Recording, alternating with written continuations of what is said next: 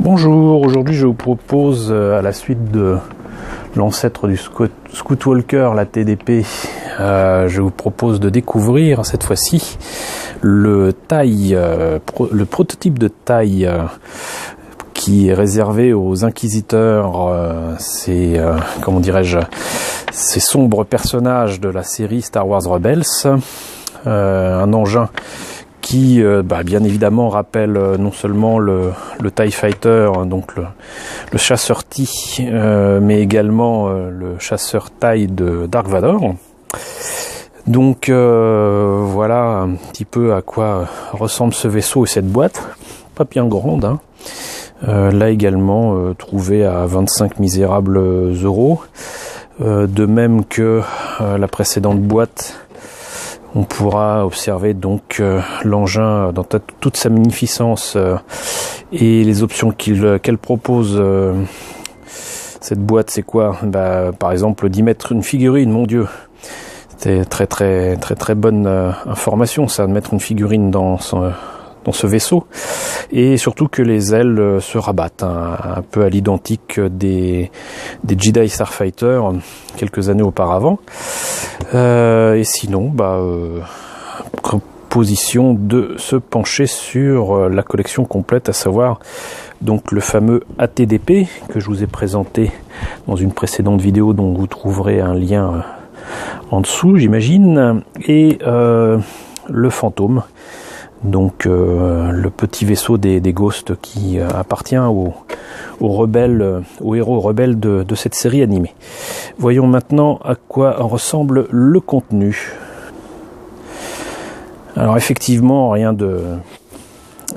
d'énorme dans cette boîte.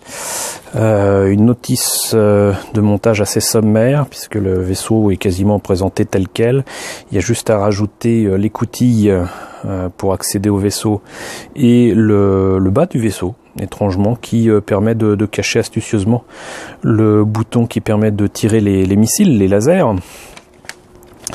Et sinon, les instructions pour mettre les quelques autocollants de cette forme-ci, qui se trouve sur une toute petite planche et qui agrémenteront agréablement le jouet de ce TIE Fighter expérimental. Donc le TIE lui-même, qu'en est-il de ce vaisseau? Alors déjà, dans la position d'atterrissage, voilà à quoi il peut ressembler. Ça aurait été intéressant que je vous trouve le vieux jouet du TIE Fighter, mais je ne l'ai pas sous la main. Je pense que le bulbe est quand même largement plus gros que le jouet de 1978, mais ça restera à confirmer. Quoi qu'il en soit, ce n'est pas du tout fait sur le même moule, ça c'est sûr et certain. Les détails donc rappellent en plus rablé le TIE de Vador, hein, à peu près le même type de montant pour les ailes, les panneaux solaires, les je ne sais quoi qui composent le TIE. Et sinon, comme je le disais, vous avez une écoutille pour faire accéder le pilote dans le cockpit.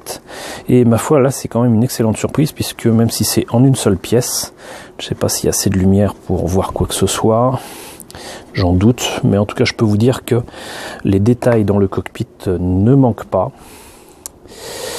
Et que c'est une excellente surprise, parce que d'habitude, c'est quand même assez sommaire, voire inexistant. Voilà, donc ça c'est pas mal du tout, même à l'intérieur de l'écoutille, vous voyez, il y a quand même pas mal de petits détails.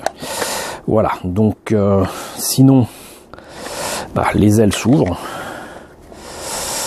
et permettent de donner la configuration de vol de l'engin. Et ma foi, c'est quand même un beau morceau, hein. C'est pas vilain, c'est pas honorable non plus, mais c'est pas quelque chose dont on pourrait avoir honte. Et voilà, et encore une fois, si jamais il vous donnez l'envie de passer au niveau supérieur, de l'améliorer en peinture, en détail, je pense que là il y a une bonne base pour faire un sympathique modèle, une maquette qui pourrait faire honneur à l'inquisiteur qui le pilote. Voilà. Bah écoutez, j'espère que cette vidéo, cette présentation du TIE Fighter expérimental des Inquisiteurs vous a plu. Si ça vous a plu, n'hésitez pas à mettre un pouce vert, n'hésitez pas surtout à partager cette vidéo et à très bientôt pour de nouvelles présentations de Joujou Star Wars.